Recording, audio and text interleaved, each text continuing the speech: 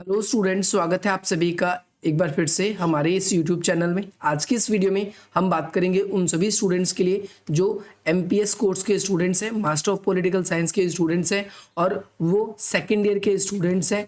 उन सभी के पास में सेकेंड ईयर में MPSE 001 का सब्जेक्ट है, यानी अगर हम सब्जेक्ट की बात करें उनके पास में भारत और विश्व, इंडिया एंड वर्ल्ड वाला सब्जेक्ट है और वो अपने एग्जाम्स की तैयारी कर रहे हैं। मास्टर्स के स्टूडेंट्स हैं, पॉलिटिकल साइंस विषय के साथ डील कर रहे हैं। तो यहाँ पर आप सभी के लिए हम जून 2023 का क्वेश्चन पेपर लेकर आए और इस क्वेश्चन पेपर के अंदर हम बिल्कुल डिटेल से ये समझेंगे कि कैसे क्वेश्चन आते हैं और उन क्वेश्चनों का एक सही अप्रोच, सही आंसर्स आप एग्जाम में कैसे लिख सकते हो। क्योंकि सेकेंड ईयर में आने के बाद में आपकी बहुत सारी चीज़ें एग्जाम की बदल जाती है। जैसे फर्स्ट ईयर में अगर आप देखोगे तो फर्स्ट ईयर में आप सभी के लिए 3 आवर्स का पेपर होता है, एग्जाम होता है आपका, लेकिन सेकेंड ईयर में ओनली 2 आवर्स का होता है। क्वेश्चंस ऐसा नहीं है कि इजी आते हैं और तो आप इजीली कर पाओगे। बस आप लोग ये कह सकते हो कि देखो यहाँ पर डायरेक्टली लिखा भी हुआ है कि 2 घंटे का पेपर आएगा आप सभी का और 50 मार्क्स का होगा। सेकेंड ईयर में ये चीज़ हो जाती है आपकी कि एक क्वेश्चन जो है आप सभी का वो कितने मार्क्स का आपका हो जाता है, 10 मार्क्स का हो जाता है। लेकिन अगर हम सेकेंड ईयर के अंदर यही बात करते हैं तो एक क्वेश्चन जो है आप सभी का यहाँ पर 20 मार्क्स का होता है। तो एब्सोल्युटली आप ऐसे कह सकते हो कि यहाँ पर आपको कम लिखना पड़ेगा। और दूसरी बात, सबसे इंपॉर्टेंट बात आप सभी के एग्जाम में आपको ये ध्यान रखनी है कि आपके पेपर में 2 भाग आएंगे और प्रत्येक भाग से कम आपको कितने प्रश्न, 2 प्रश्नों को चुनना है और 5 टोटल प्रश्न देने हैं। जैसे आपको मैं बात करूँ, नंबर 10 तक आपके प्रश्न होंगे। इन नंबर 10 तक प्रश्न के अंदर आप सभी को 2 सेक्शन आएंगे। ये सेक्शन 1 है, 2 क्वेश्चन यहाँ से कोई भी आप कर सकते हो, 2 क्वेश्चन यहाँ से कोई भी कर सकते हो। जो आपका 5वां क्वेश्चन होगा आप अपनी मर्जी से कहीं से भी दे सकते हो। फर्स्ट क्वेश्चन आप सभी की स्क्रीन पर आ चुका है। यहाँ पर सबसे पहली बात, कई बार पेपर में क्वेश्चन ऐसा होता है कि हिंदी में थोड़ा गलत भी आता है, तो 15 मिनट आपको पेपर में क्वेश्चन पढ़ने के मिलेंगे। तो इसीलिए आप क्वेश्चन दोनों लैंग्वेज में बाइलिंगुअल एक बार आप पढ़ के रखना, ताकि आप लोग जिस क्वेश्चन में भी डाउट हो आप क्वेश्चन सही करना। जैसे फर्स्ट क्वेश्चन में आपसे पूछा गया है कि भारत की विदेश नीति को निर्धारण करने की व्याख्या कीजिए। तो भारत की विदेश नीति, देखो मैं आपको यहाँ पर एक्सप्लेन करता हूँ। कोई भी देश, कोई भी कंट्री है, जब वो अपने दूसरे देशों के साथ अपने संबंध बनाता है और दूसरे देशों के साथ जब अपने संबंध बनाता है तो उसके लिए कुछ चीज़ों की, कुछ कंपोनेंट्स की ज़रूरत पड़ती है और वही सारे कंपोनेंट्स जो होते हैं हमारी विदेश नीति को या फॉरेन पॉलिसी को क्या करते हैं, प्रभावित करते हैं। जैसे कि एग्जांपल दें, भारत की जो फॉरेन पॉलिसी है वो 2 बातों पर निर्भर करती है। सबसे पहली बात तो निर्धारण करने वाले 2 तत्व कह सकते हो आप। एक तो आपकी आंतरिक तत्व, आंतरिक, और दूसरा आपका बाह्य। इस आंतरिक का मतलब आप राष्ट्रीय भी कह सकते हो और आप यहाँ पर बाह्य का मतलब विदेशी भी कह सकते हो। बाह्य का मतलब क्या है, आप विदेशी भी कह सकते हो। तो आंतरिक तत्व में हमारे देश के अंदर की बात आएगी, बाह्य तत्व में हमारी विदेश की बात आएगी। और अगर मैं आप लोगों को बताऊं विदेश नीति आखिर होती क्या है, तो विदेश नीति को सिंपलवाइज में आप ये भी कह सकते हो, कोई भी देश पूरी तरीके से अलग थलग रहकर अपना विकास नहीं कर सकता। हर एक देश को विकास करने के लिए कुछ ऐसे देशों से संबंध स्थापित करने पड़ते हैं और इन संबंधों का जब हम अध्ययन करते हैं तो ये हमारी विदेश नीति कहलाती है। साथ ही साथ हम यहाँ पर ये भी देख सकते हैं कि विदेश नीति जो होती है ये किसी भी देश की इस बात पर जियोपॉलिटिक्स के ऊपर डिपेंड करती है। कोई देश इस चीज़ को ज़्यादा समझता है, जिस देश से उसको ज़्यादा हित होता है वो हमेशा उस देश से अच्छे संबंध बना के रखता है। जिस देश से उसको नुकसान होता है तो वो उस देश से अपनी थोड़ी शत्रुता रखता है या फिर अपनी दुश्मनी रखता है, आप ये भी कह सकते हो। तो भारत की विदेश नीति के निर्धारण करने में आंतरिक और बाह्य दोनों कारण है। आंतरिक कारण में जैसे भारत की जनता, भारत के ऐतिहासिक परंपरा, भारत की संस्कृति, भारत के लोगों का राष्ट्रीय हित और भारत की सुरक्षा, ये सारी की सारी बातें भारत की विदेश नीति को प्रभावित करती है। वहीं बाहरी नीतियों की बात करें तो हमारा जैसे विदेशी व्यापार है या फिर अंतर्राष्ट्रीय स्तर पर देशों के साथ हमारे आपसी संबंध है, या तीसरी बात कहते हैं हम कि यूएनओ या जो अदर हम समूहों में शामिल है, जैसे ईयू में शामिल है, ईयू में नहीं G20 में हम शामिल है, सॉरी ईयू में नहीं है, G20 में, यूएनओ में शामिल है, हम ब्रिक्स के अंदर शामिल है, हम और भी ऐसे संगठनों के अंदर शामिल है जो अंतर्राष्ट्रीय स्तर पर है। तो उन संगठनों की वजह से हमारे देश के अंदर विदेश नीति जो हमारी फॉरेन पॉलिसी है उसको निर्धारण करने में काफ़ी हद तक भूमिका बढ़ जाती है। हालांकि सेपरेट वीडियो आप लोगों के लिए बना रखी है, अगर आप लोगों ने नहीं देखा है तो आप इस वीडियो को जरूर चेकआउट करें। सेकंड क्वेश्चन आपकी स्क्रीन पर आ गया है। देखो फॉरेन पॉलिसी लेकर आप सभी के पेपर में 2 क्वेश्चन कम से कम और 3 क्वेश्चन आपको वैसे दिखेंगे।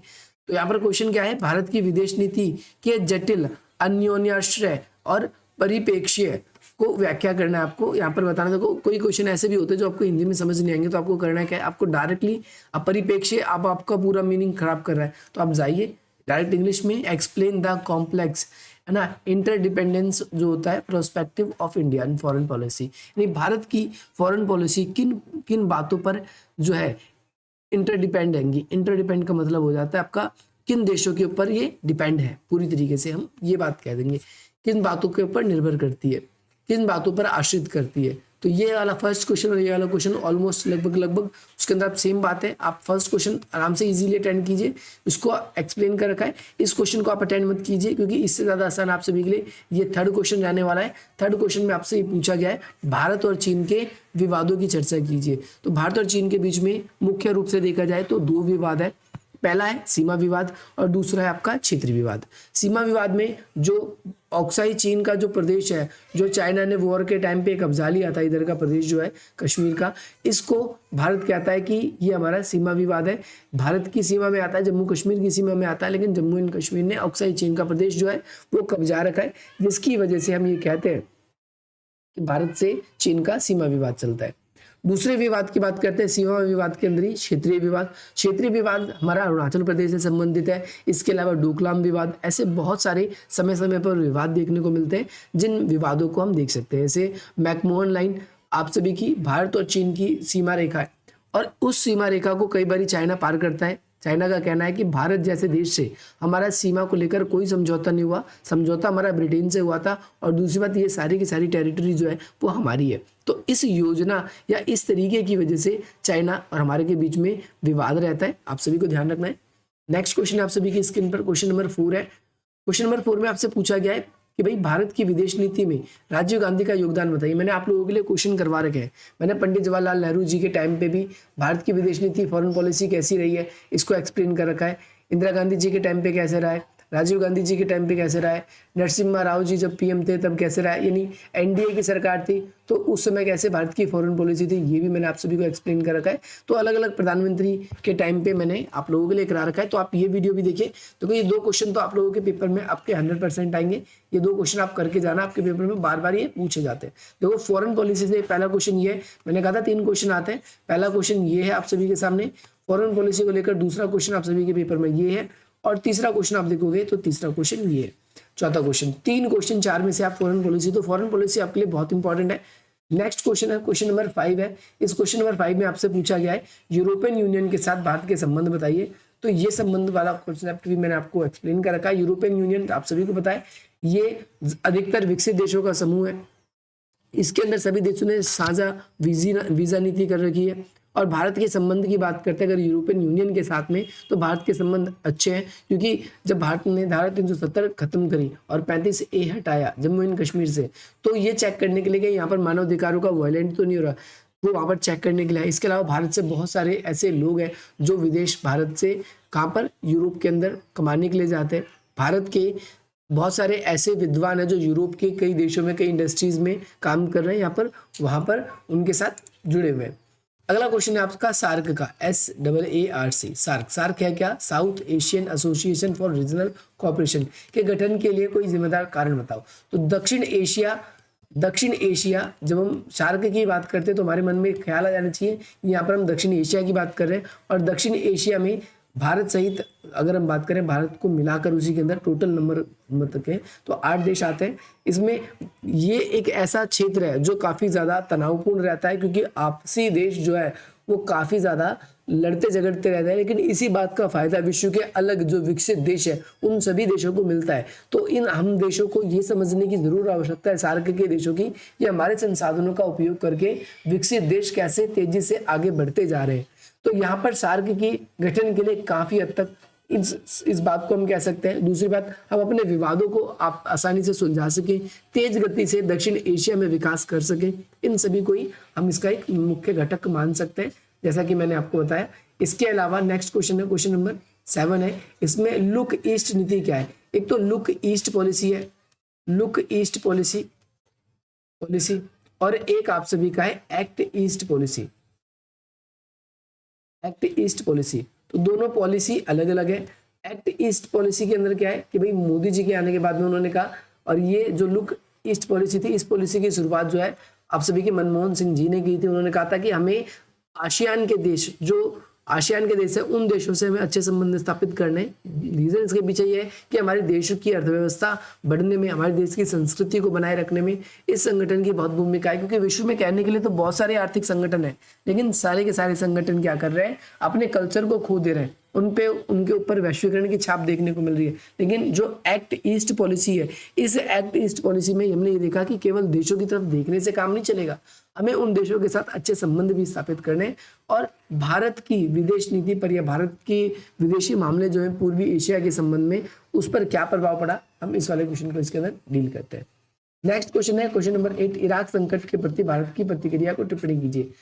हम यहाँ पर ये कह सकते हैं कि भारत ने ये बात कही, जो इतने बड़े पैमाने पर जेनोसाइड हुआ, लोगों की हत्याएं हुई, और साथ ही साथ में बहुत से लोगों को अपने स्थान छोड़कर दूसरे जगहों पर शरणार्थी शिविरों में रहना पड़ा, अपने स्थान को छोड़कर वो चले गए। तो ऐसे देश के अंदर ये सब चीजें होना, ये कहीं ना कहीं हमारे लिए अच्छा नहीं है। तो हम भारत की प्रतिक्रिया हम ये कह सकते हैं। अगला, संयुक्त राष्ट्र संघ में भारत की भूमिका बताइए। तो संयुक्त राष्ट्र संघ में भारत की बहुत भूमिका है।